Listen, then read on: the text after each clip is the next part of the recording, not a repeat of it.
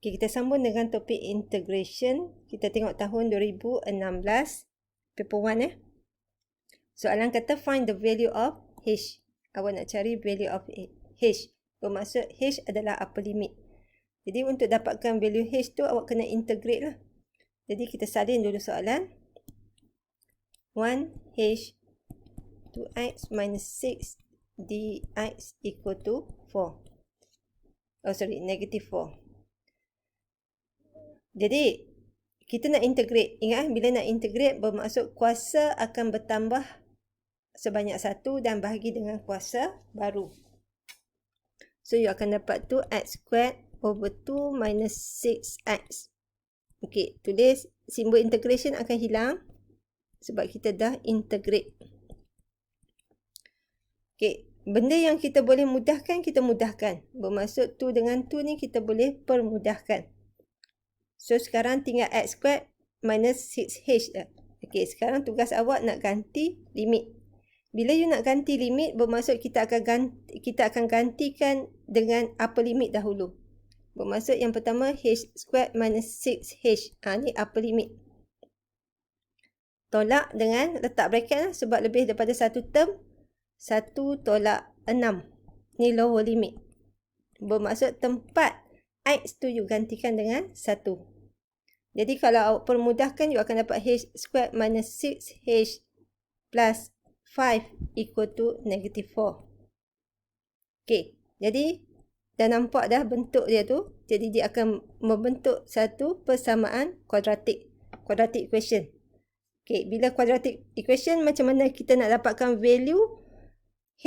Bermaksud kita akan lakukan factorization lah. Maksudnya method yang kita akan guna. Jadi, you factorize.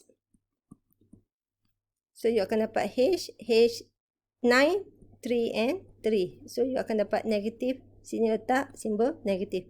So, value of h awak adalah 3. Jadi, awak kalau kita nak semak betul atau tak, awak tengok soalan kata value of h. Bermaksud satu nilai h sahaja. Jadi, daripada situ awak boleh confirm jawapan awak betul sebab awak dapat satu nilai H yang sama. Kalau awak dapat berbeza, awak cek balik apa yang awak salah. Okey, kita pergi soalan seterusnya.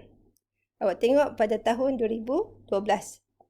2012 dia bagi bentuk macam ni pula. Dia kata hasil integration fx daripada from 2 to 7, value yang diberi adalah 10. Fx tak diberi ya. Dia cuma bagi tahu hasil dia, apa dia. Jadi, untuk soalan yang pertama ni, tugas awak ingat balik sifat dia. Bermaksud, dia bagi 2, 7, fx dx equal to 10. Soalan pertama A, dia apa yang dia buat adalah dia tukar limit, kedudukan limit. Bermaksud, perubahan kedudukan limit. Okey, jadi bila perubahan kedudukan limit, bermaksud you kena value yang dapat juga akan berubah sifat. Kalau positif jadi negatif, negatif akan jadi positif. Yang tu kena ingat dia punya tu. Kalau tak ingat, cek balik nota supaya you boleh nampak bentuk awal yang kita belajar. Okey, kita pergi pada soalan B. Soalan B dia bagi, dia nak value of K. Jadi apa yang kita akan buat? Kita akan integrate. Okay, tapi sebelum you nak integrate ni, awak tengok betul-betul. Dia ada dua bentuk. Satu fx, satu diberi fx, satu lagi K. Fx, value dah ada. Ini. Tetapi untuk K bermaksud you kena integrate sebab itu K adalah constant. Maksudnya, bentuk tu kita boleh integrate. Jadi kita pisahkan dahulu. Jadi bila awak dapat soalan begini, awak pisahkan dahulu kepada dua sebutan secara berasingan. Supaya bentuk tu senang nampak. Dan awak pun tak salah. Okey. Hasil untuk yang ini sama seperti maklumat bagi. Letak je lah 10. Okey. Yang ini yang you kena integrate. Integrate bermaksud kuasa bertambah. Jadi bila K dapat Kx lah. Jangan K dapat K juga. Jadi awak akan dapat KX, letak limit dia. Okay, substitute balik upper limit dengan lower limit. Buat bracket sebab dia melibatkan hasil tolak upper limit tolak lower limit. Jadi kita akan kata 7K tolak 2K. Okay. Jadi daripada sini you akan dapat 10 minus 5K equal to 25. Okay. Jadi permudahkan you akan dapat macam ni. Awak tak payahlah tunjuk step tu setiap satu. Ni cikgu nak terang je lah. You dapat negative 15, 5K. So nilai K awak adalah negative 3. Ini jawapan dia.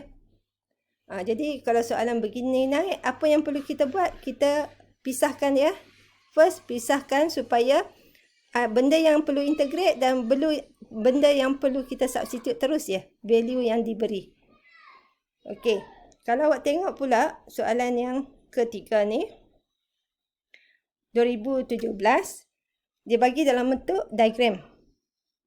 Jadi, benda yang dia bagi pun benda yang asas ya. Dia kata hasil kita integrate daripada A to B fungsi fx kita, value dia 4. Jadi dia kata shaded region.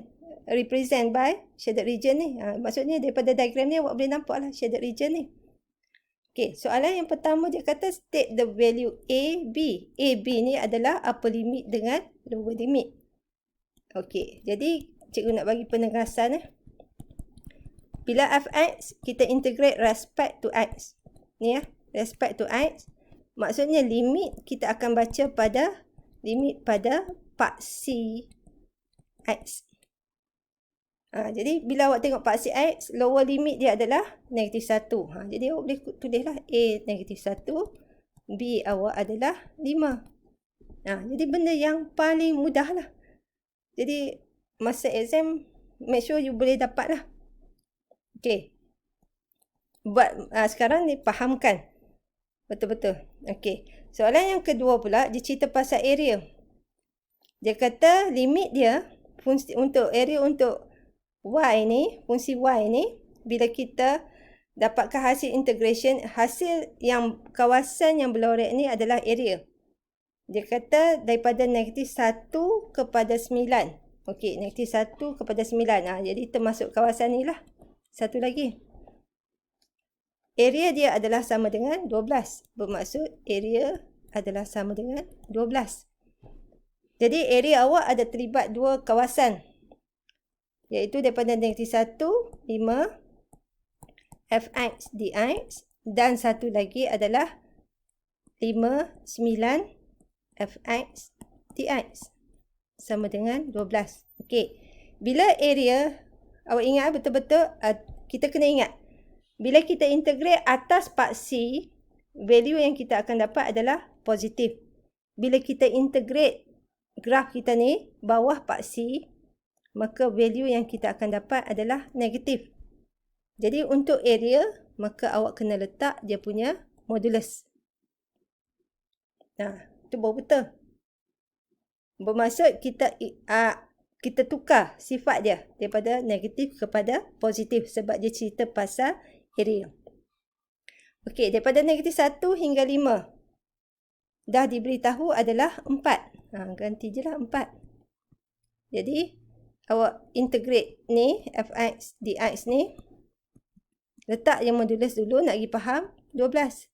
Jadi, hasil dia, bila you integrate fx daripada 5 kepada 9 ni, you akan dapat 8. 12 tolak 4, 8 lah. Okey, sekarang ni soalan kata, find the value ni. Value tu bermaksud benda yang asal yang kita dapat. Jadi simbol modulus ni kita buang. Kita nak ikut soalan. So apa yang kita akan dapat? Kita kena ingatlah, duduk di bawah paksi, maka jawapan kita negatif 8. Okey. Jadi cuba awak tengok semula dan cuba fahamkan.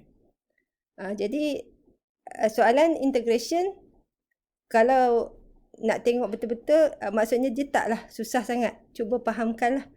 Cikgu harap awak boleh faham dan boleh cuba soalan-soalan lain.